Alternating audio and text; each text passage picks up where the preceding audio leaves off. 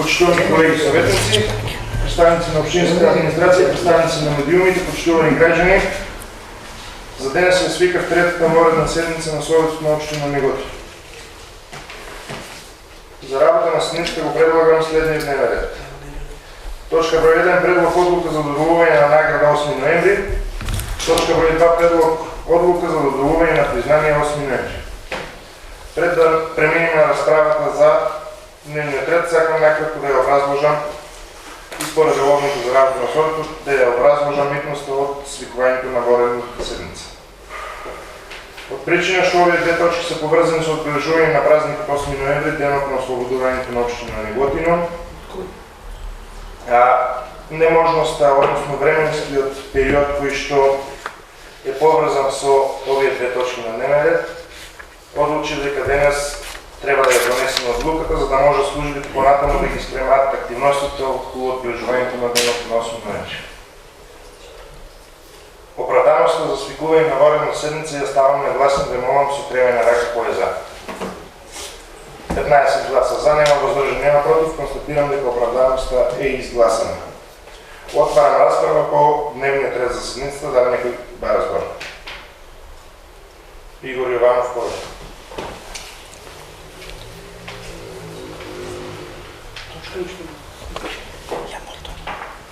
Правата точка. Чекай за дневен. Значи не баш. Бидејќи нема пријавени за збор, ја затварам расправата. Предлог дневниот ред го ставам на усвојување, молам со тревена рака кој е за. 15 гласа за, нема воздржани, нема против, констатирам дека дневниот ред е усвоен. Отварам расправа по првата точка од дневниот ред, предлог одлука за доделување на награда 8 ноември. По оваа точка седница одржа комисијата за награди и признание. Го молам известителот на комисијата да го соопшти ставот. Дана Митовчев, кој? Благодарам, председателе. Комисијата за одбележување на празници, манифестации и доделување награди и признанија ги разгледа предлозите за доделување награда на 8 ноември и предлогот постхумно доделување на оваа награда за Лазар Димов го прифати. Благодарам.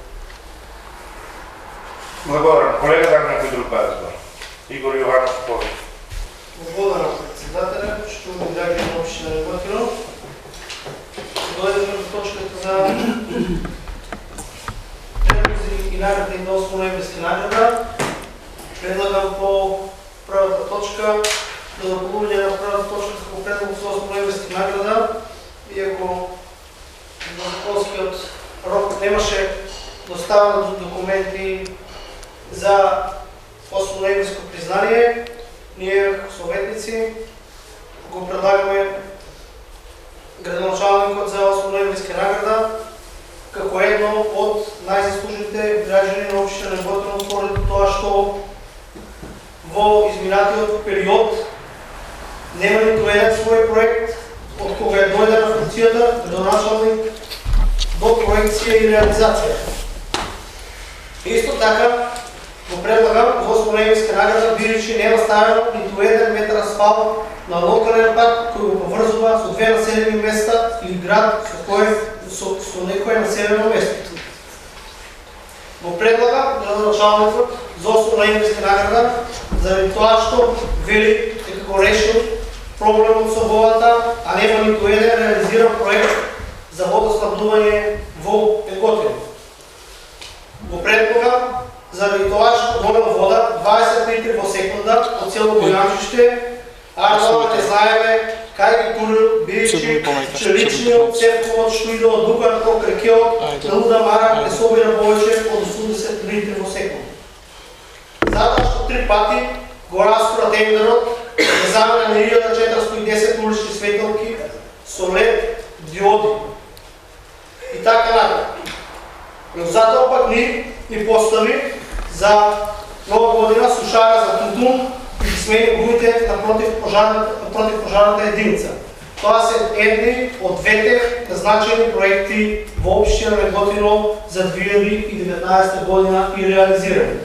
Ова е незаслужено градоначалник до сега во историјата во општина Миготино, кој што има најмногу направено за граѓаните на општина Миготино. Благодарам.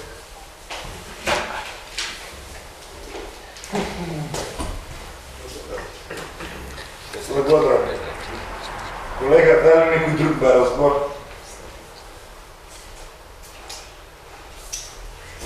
Бидејќи предлогот на колегата Игор Јованов е добар за градоначалник да добие 8-ноемврийска награда. Разложението малко и не му беше што треба. Меѓутоа, колега требаше да го кандидира градоначалникот кога беше конкурсот за прилугање на добитниците на наградите или признанијата. Од причина што тој предлог не е формален предлог, сметам дека нема потреби да го разгледуваме. Дали некој друг разбор? Трајче да има поглед. Благодарам. Бидејќи секоја една седница ги повторуваме истите работи, на секоја една седница ги повторуваме асфалтот, а знаеме дека не е така, повторуваме едни, мислите дека 100 пати искажана лага, че стане вистина, нема да помине тоа. Сакам да кажам дека се собравме денес на ворена седница за убави работи, значи доделуваме награди и признания на заслужени граѓани на општина Неготино и ние тоа го користиме да направиме повторно еден популизам, еден митинг тука. Мислам дека не е ни време ни место, посебно во вакви моменти и кога станува збор за вакви настани. Мислам дека и премногу е тоа што се случува на седниците, во кои што имаме дневен ред и повторно едни исти теми, едни исти излагања. Треба малку да се погледнете и наназад што вие сте предонели за градот, а не 1 метар асфалт или 2 метри асфалт. Дали биле 20, 30, 100 метри бекатон, битно се ставени на тротоарите, не се ставени по двориштата, како што практикувале некои поранешни градоначалници да прават. Значи сакам да кажам, немојте да ги користите овие вакви работи, свечености, кои што ги организираме, ги правиме, да ги истакнеме оние граѓани кои што придонеле за градот, за актуализација на Неготино. Вие тука, градоначалникот, законски рок, не знам ти што, 1 метар асфалт, секој ден и секоја седница ви старава. Значи, тргнете го популизмот, ако имате некој добар предлог, дајте и да го реализираме, дајте проект, да направим проект. Опозицијата нуди вакво решение за тој и тој проблем. А не градоначалникот од Бојанчи што 18 литра вода, 20 литра вода, кај ги стави до која цевка. Дајте конкретен проект, решите. Ние имаме проект, имаме решение за вие проблем. Ние сме опозиција, имаме решение, дај да го решиме. Не. Градоначалникот, 8 ноември, мислам, правиме циркус, правиме од убав настан, значи од убава манифестација, не правиме да биде тоа циркус. Мислам дека не е ред и дека не треба така. Благодарам. Благодарам, колега. Реплика Игор Јованов. Благодарам. Почитуван советник Трајче Димов, како што знам, дали или некои други биле на власт, може се менјама, ама вие како партија никогаш не сте сменети од власт. Тоа треба да го кажеш вака после ковито, дека де со едните кога се на власт, кога се другите, со сите сте за секогаш на власт, вие. И вие бевте и предходните 12 години, и сега пак сте, и најмалци имате да зборувате кој кога е на власт. Кажавте да најдеме проекти. Па ние на самата седница, кога се гласаше и крираше брошето за 2019 година, имахме над 40 амандмани, ама ти немаше доблест ниту за еден амандман поднесен од советниците на ВМРО ДПМН да изгласаш, да крениш два прста. Ти гласаш само како што ќе ти кажа тебе. Имавме премногу добри проекти, кои што беа за доброто на граѓаните на општина Неготино, ама видовме дека ниту еден проект не ни поддржавте, не кренавте да изгласате за тие добри проекти. А немавте нашата доблест, комбинатната седница на Совет, да гласаме кога е за доброто на граѓаните на општина Неготино. Благодарам. Благодарам. Контра реплика Трајче Димов. Само кажи ми еден проект. Како да контра? Дај некој друг разбор. Волен Младенович. Благодарам, председателе. Од една страна е смешно, од друга страна е жално што ваквите седници се користат за манипулација на граѓаните на општина Неготино. Наместо сите со почит да го изгласаме предложениот предлог, станува збор за колега Јованов за постхумна награда, 8 ноември. Вие ја искористите оваа седница да лажете и манипулирате со граѓаните. Да ја молам со малку почет наместо да станеме сите и да аплодираме после гласањето на давање на награди и признание за Лазар Димов, вие користите лаги и манипулации. Срамота за срамете се. Благодарам. Бидејќи нема пријавени за збори, затварам расправата. Предлог одлуката за додолување на 8 ноемвриска награда ја ставам на гласен, ве молам со кревање на рака кој е за.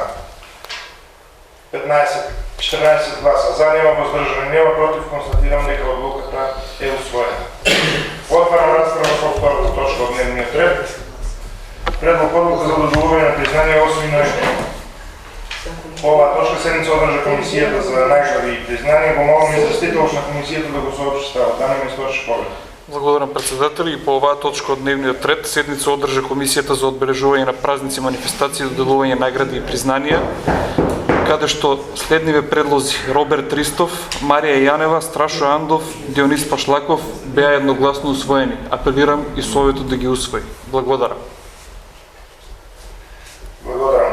Колега, да некој друг бар збор.